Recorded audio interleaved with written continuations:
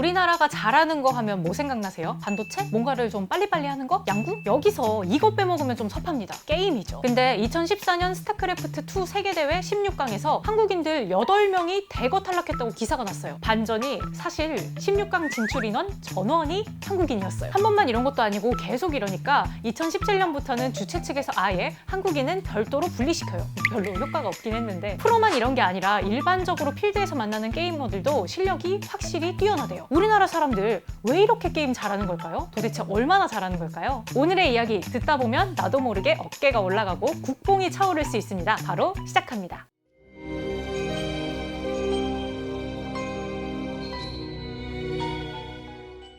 일단 뽕에 취하기에 앞서서 근거를 좀 마련해 드리려고 해요. 뭐 그냥 잘한다고 하면 그건 정신승리잖아요. 뽕에 성분 체크 들어갑니다. 네, 대표 게임 3가지만 말해볼게요. 먼저 스타크래프트. 이건 뭐 거의 우리 민속놀이 수준입니다. 스타크래프트 대회 상금 많이 받은 순위 탑 15를 살펴보면 2003년부터 순위에 계속 우리나라 사람밖에 없어요. 선수 한 명이 정상을 지킨 게 아니라 1위부터 15위까지 계속 거의 20년 동안 한국인들이 다 가지고 있는 거예요. 미친 거죠. 그래서 한국 서버가 따로 있는데 생각 없이 발을 들이지 말라 이런 경고문이 적혀 있어요. 두 번째는 롤. 롤도 뭐 유명하죠. 전 세계 1위 플레이어 페이커가 우리나라 사람인 건 뭐 굳이 말할 필요도 없고요. 롤의 월드컵인 롤드컵에서 2013년부터 2017년까지 계속 우리나라가 우승을 해요. 2018년엔 중국한테 우승컵을 내어주긴 했는데 이때 중국팀 선수들 라인업 6명 중에 3명이 한국인이었어요. 18년도랑 19년도는 주춤했는데 2020년에는 다시 한국이 왕좌를 탈환해요. 그리고 이 게임을 만든 라이엇이라는 회사의 휴게실이 있는데 이 휴게실을 우리나라의 PC방을 본떠서 만들어요. 롤을 가장 잘하는 유저들이 많이 모이는 공간을 비슷하게 구현을 해서 거기서 게임을 해보겠다 이거죠. 세 번째 게임은 오버워치인데 오버워치 등장 이전엔 우리나라가 총 쏘는 게임에는 약하다 뭐 이런 말들이 있었어요. 근데 이 역시 그냥 뭐 우리가 안 해서 그래서 약했던 걸로 판명이 났습니다. 오버워치를 각 잡고 시작하니까 여기 리그도 휩쓸어요. 2020년 오버워치 리그 정규 시즌 MVP 후보가 10명이었는데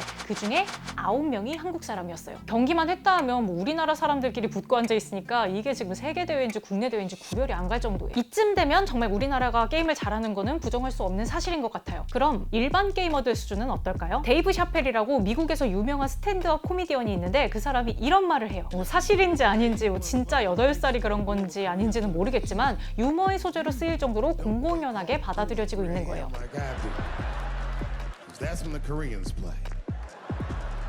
Fucking 8-year-old Korean kid took out my whole goddamn platoon last night. 프로뿐만 아니라 우리나라 사람들 자체가 게임을 잘한다는 거. 그리고 2016년 6월에 그 블리자드 있죠? 오버워치랑 스타크래프트 만든 그 회사. 여기 본사 직원이 우리나라에 온 적이 있어요. 이때가 오버워치가 우리나라에 출시된 지 한 달 정도 됐을 텐데 여기 직원들이 약간 그 성지순례하는 것처럼 우리나라에 온 거예요. 근데 이분들이 양재동에 있는 PC방에 가서 거기 있는 유저들한테 즉석에서 제안을 해요. 자기네들이랑 게임 한판 하자고. 그렇게 해서 블리자드 직원 대 PC방에 있는 손님들 이렇게 6대6이 오버워치 경기를 합니다. 예비군, 대학생, 고등학생, 중학생 뭐 이렇게 다양했어요. 총 6판을 해요. 6판 다 블리자드 직원들이 졌어요. 싹 다 졌어요. 직원들이 자기들 이긴 중학생한테 가서 막 악수를 청하고 한국인들이 캐릭터를 너무 잘 파악하고 있어서 놀라워해요.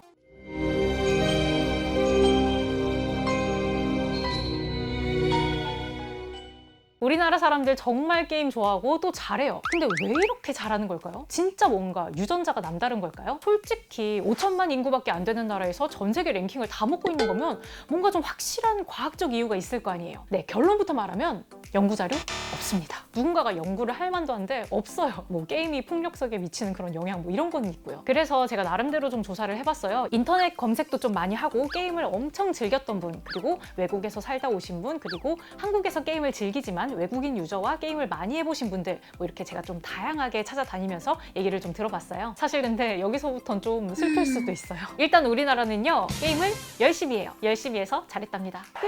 와! 네, 허무한데 솔직히 진짜 이게 맞아요. 힐링 게임 그 동물의 숲만 봐도 우리나라 사람들 참 열심히 해요. 대출부터 일단 싹 갚고 돈을 벌려고 게임에서 별짓을 다 해요. 힐링 게임이 이 정도인데 경쟁 게임은 어떻겠어요? 롤을 한다면 미쳐 날뛰고 전장을 지배해야죠. 육성 게임은 최단 루트로 키우고 아이템 짱짱하게 맞춰야죠. 보스용 아이템, 뭐 PK용 아이템, 파밍용 아이템 다 다르게 맞추면 그때부터 게임 시작이잖아요. 아니 뭐 그러면 게임을 저렇게 하지 뭐 당연한 거 아니야? 라고 생각을 하셨다면 당신은 한국인이 맞습니다. 네, 근데 뭐 그런 그렇다고 우리나라 사람들이 온갖 걸 다 열심히 하는 건 아니고요. 경쟁이라는 게 깔려 있으면 좀 열심히 해요. 문제는 경쟁이 아닌 것도 다 경쟁화시켜서 해요. 잠깐 좀 딴 얘기를 하자면 미국으로 파일럿 학교 가신 분이 해준 얘기인데 여기 시험이 패스 or fail이었대요. 뭐 그럼 점수가 없고 석차가 없잖아요. 근데 한국인들끼리 모여서 나는 바람이 이 정도 불 때도 날아봤다. 나는 뭐 이런 상황일 때도 날아봤다. 뭐 이런 얘기를 한대요. 알아서 경쟁을 하는 거예요. 다른 나라 사람들은 아무도 안 그러는데 이분은 그때 당시에 이 광경을 보면서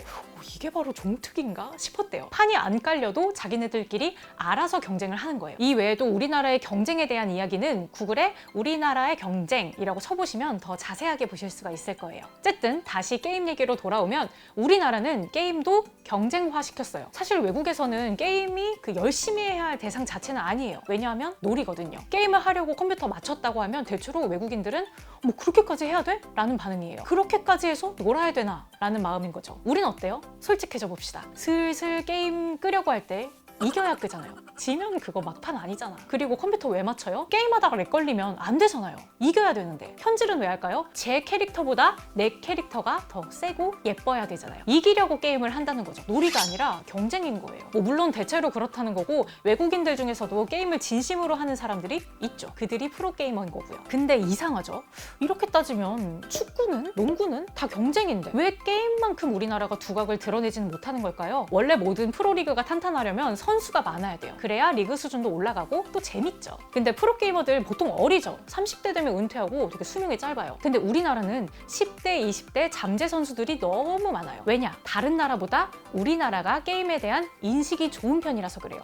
아닌데요. 나 어렸을 때 게임하면 막 등짝 엄청 맞았는데. 그거 말고 그 프로게이머들이 활발하게 배출되는 나이인 10대, 20대 사이에서의 인식이 좋아요. 공부 잘하는 애들은 그냥 잘하는데? 이러고 끝나는데 게임 잘하는 애들은 와 여기저기서 막 놀자고 난리가 나요. 게임 잘하는 게 진짜 또래들 사이에선 인기 최고예요. 이걸 마음껏 뽐낼 장소도 있어요. 그 PC방이라고 페이커 선수도 인정한 우리나라 최고의 유스 시스템이죠. 외국은 그럼 어떨까요? 게임보다는 솔직히 농구, 미식축구, 운동 같은 걸 좀 쳐주는 편이에요. 왜 하이틴 영화만 봐도 그 학교에서 제일 잘 나가는 애는 미식축구부 주장이잖아요. 이러니까 이게 프로 선수가 나와줘야 하는 나이대에서 게임을 그렇게까지 안 하는 거예요. 그리고 외국은 PC방도 잘 없으니까 뭐 실력을 갈고 닦고 뭐 뽐내고 그럴 기회가 잘 없어요. 여기에 또 우리나라 PC 보급률이나 인터넷 속도 같은 게 한몫을 하고요. 이렇다 보니 다른 나라와 비교했을 때 우리나라에 잘하는 사람이 많을 수밖에 없어요. 그리고 솔직히 우리나라가 게임하기에 환경도 되게 좋아요. 우리나라 게임하기 별로지 않나? 인식이 좀 안 좋지 않나? 하실 수도 있는데 사실 객관적으로 보면 게임을 이렇게까지 스포츠로 보는 나라가 잘 없어요. e스포츠 선수들,